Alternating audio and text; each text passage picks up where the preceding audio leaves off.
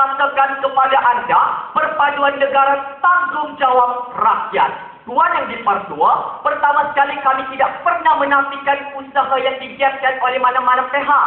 Namun Tuan yang dipertua, penilaian terhadap keadaan tanggungjawab rakyat ataupun bukan, kami cambang kepada keadaan berikut.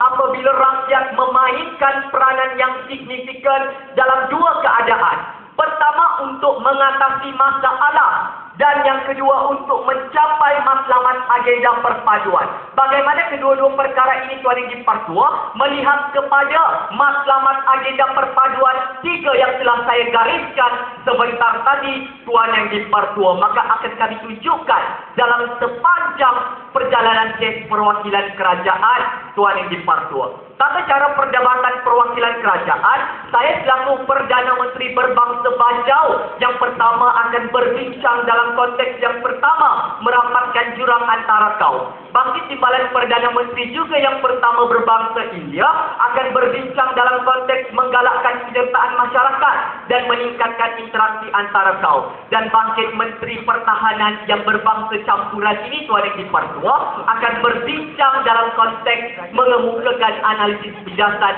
dan menoktahkan perjuangan perwakilan pembangkang.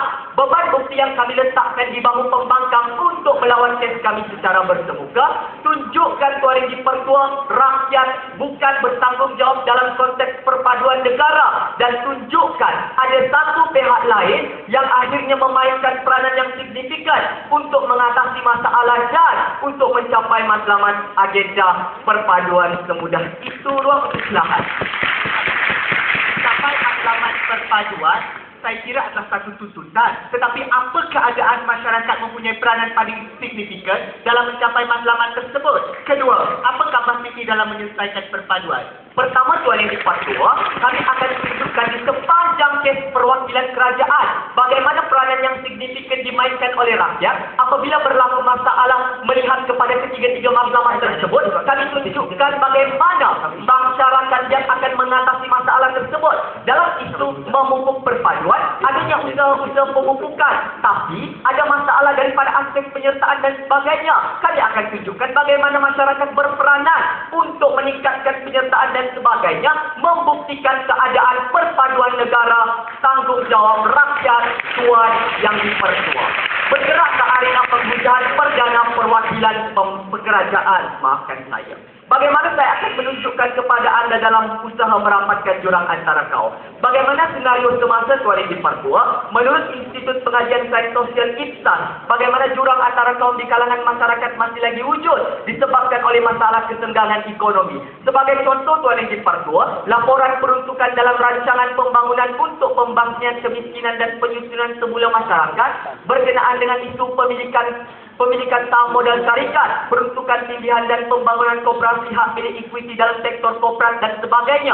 Masih wujud kesenjangan ekonomi dan jurang antara kaum. Ini gambaran wujudnya jurang antara kaum. Bagaimana masyarakat mengatasi masalah? Saya tunjukkan kepada anda menurut laporan jawatan kuasa teknikal unit perancang ekonomi, bagaimana sikap masyarakat yang mempunyai pegangan saham yang masih lagi terikat dengan konsep Alibaba, pemberian tender penjual saham, pembelian kontrak dan sebagainya. Bagaimana keadaan ini? Masyarakat perlu untuk bersikap lebih telus dalam menyelesaikan dan mengatasi isu kewujudan jurang antara kaum Tuan Yang Dipertua. Keadaan itu menunjukkan juga bagaimana rakyat berperanan dalam konteks perpaduan negara untuk mencapai perpaduan dan matlamat agenda perpaduan nasional yang telah kami gariskan, merapatkan jurang antara kaum Tuan Yang Dipertua. Analisis pembuktian yang telah saya ceritakan kepada anda membuktikan dalam konteks pertama merapatkan jurang antara kaum, bagaimana masyarakat dan rakyat sebenarnya memainkan peranan yang signifikan. Mohon terus mencadang.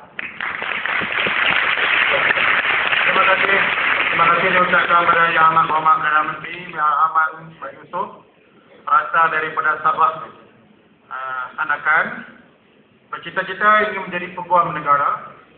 Anak yang kedua daripada 4 orang adik-beradik ini hatinya lembut. Semasa berbincang dengan kawan-kawan di belakang, dia menangis beberapa kali.